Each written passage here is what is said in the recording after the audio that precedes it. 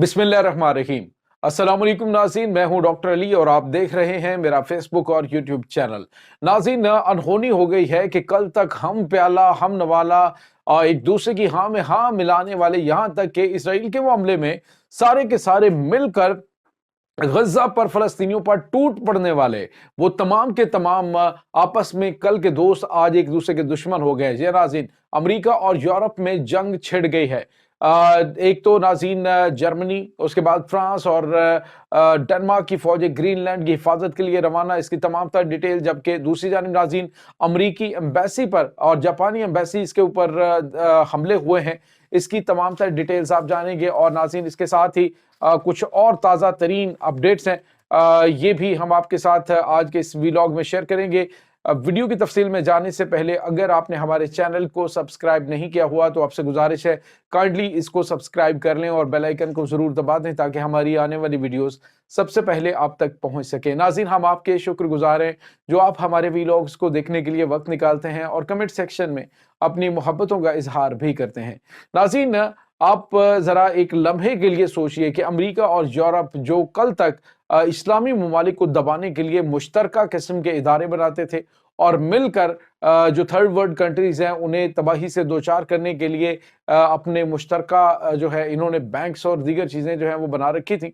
लेकिन नाज़रीन, अब किसे पता था कि कल को इनके मुफादात के अंदर इतना बड़ा टकराव होएगा कि ये एक दूसरे के दुश्मन हो जाएंगे। नाज़रीन, एक तो जो डोनाल्ड ट्रंप है उसने यूरोपीय ममालिक के अंदर जो फौज उनकी हिफाजत के लिए तैनात कर रखी थी वो 20,000 फौज जो है वो वापस बुलाने का ऐलान कर दिया। मुख्तलिफ ममालिक के अंदर मुख्तलिफ तैनातियां हैं कि कहीं पे 1,000 है, कहीं पे 2,000 अमेरिकन फौजी जो इनके अमरीकी फौजी अड्डे हैं उनके ऊपर। अब नाज़रीन वो 20,000 फौजी जो है वो डोनाल्ड ट्रंप ने वापस बुलाने का ऐलान कर दिया है। और इसके साथ ही जो अब बड़ी खबर आ रही है नाज़रीन, इसने सबको चौंका दिया। पहले तो आपको पता है कि अमेरिका के वैसे ही जो स्टॉक मार्केट है उसके पर खर्चे उड़ गए।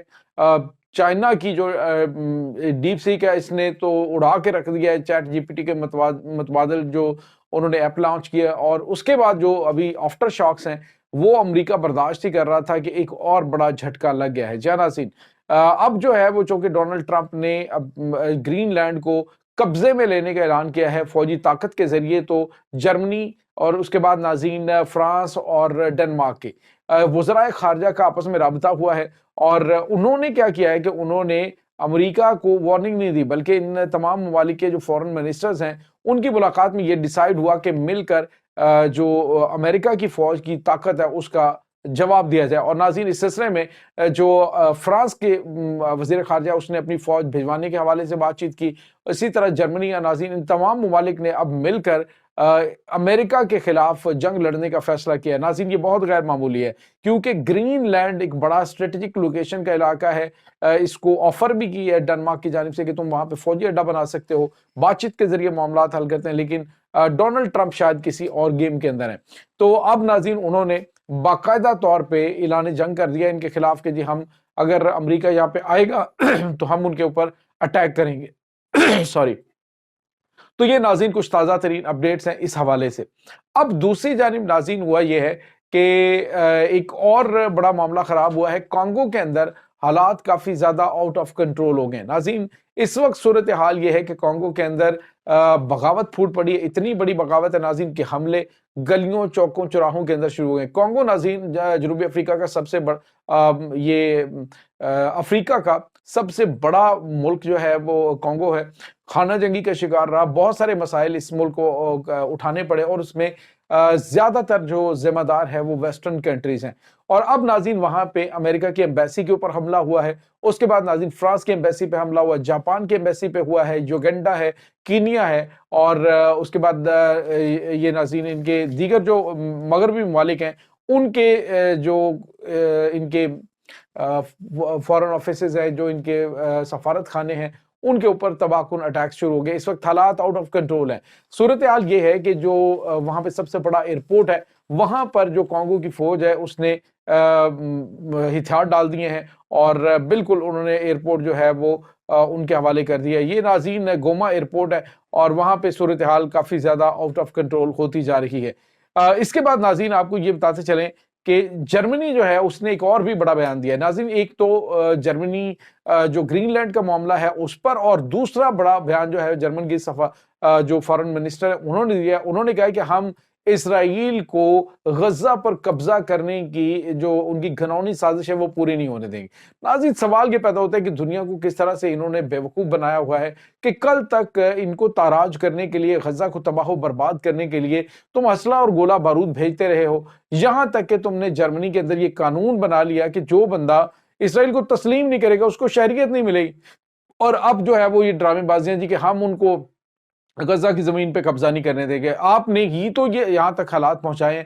بہرحال ناظرین دوسری جانب جو ڈونلڈ ٹرمپ نے ایک بار پھر بیان دیا ہے کہ ہم یہ چاہتے ہیں کہ اردن کے اندر اور مصر کے اندر یہ تمام کے تمام لوگ چلے جائیں اور وہاں پہ سکون کے اپنی زندگی گزاریں. لیکن ناظرین اب ایران جو ہے اس نے بھی ایک بڑا تباہ کن جواب دیا ہے. ایران کے فارن منسٹر نے کہا ہے کہ کیوں نہیں امریکہ جو ہے وہ تمام کے تمام اسرائیلیوں کو چین سے جینے کے لیے جو گرین لینڈ ہے وہاں پہ کیوں نہیں منتقل کر دیتا، یہاں سے ڈیپورٹ کیوں نہیں وہاں پہ کر دیتا.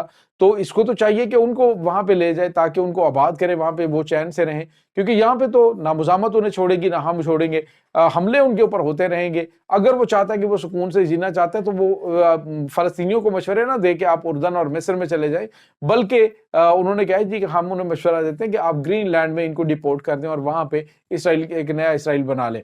تو یہ ناظرین معاملات چل رہے ہیں اس وقت. پوری دنیا کے اندر ڈونلڈ ٹرمپ کی جو پالیسیز ہیں ناظرین بشمول امریکہ کے، اس پہ شدید تنقید کی جا رہی ہے. اگر ناظرین ڈونلڈ ٹرمپ کے اکارڈنگ اس نے انلیگل امیگرینٹس جو ہیں ان کو نکالا تو 5 کروڑ بندہ ہے جو اس وقت امریکہ کے اندر غیر قانونی طور پر، قانونی طور پر جو بھی معاملات ہیں اس طرح سے رہ رہے ہیں. آپ ذرا ایک لمحے کے لیے سوچئے کہ اگر 5 کروڑ بندہ امریکہ سے نکل جائے گا تو وہاں پہ کیا ہوگا. جیسے بلیاں پھر گئی ہیں، اسی طرح کی صورتحال وہاں پہ ہونی ہے. ایک طرف ناظرین یہ سب چل رہا ہے، دوسری جانب یہ جو معاملات اس کے غزہ کے ہیں وہاں پر بڑی گھنونی پلاننگ جو ہے وہ کی جا رہی ہے اس پہ کنٹرول حاصل کرنے کے لیے.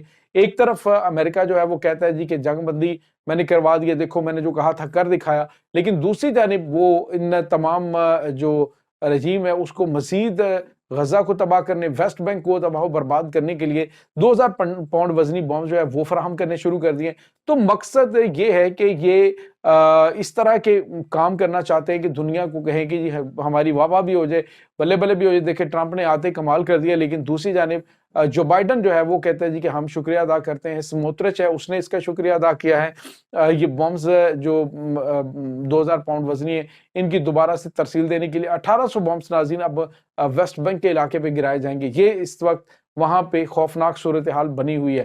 اسرائیلی فوج کی جانب سے مسلسل وہاں پہ امریکی سربراہی کے اندر حملے کیے جا رہے ہیں، معاملات کافی زیادہ آؤٹ آف کنٹرول ہے. ناظرین اربیل یہودا جس کے بارے میں کل میں نے آپ کو بتایا تھا کہ ایک ایسی خاتون جس کی قیمت جو ہے وہ 30 وہ لوگ قیدی ہیں فلسطین کے جن کو رہا کیا جائے گا، کہ جن کے بارے میں گمان بھی نہیں ہو سکتا کہ ان کو رہا کیا جا سکتا ہے.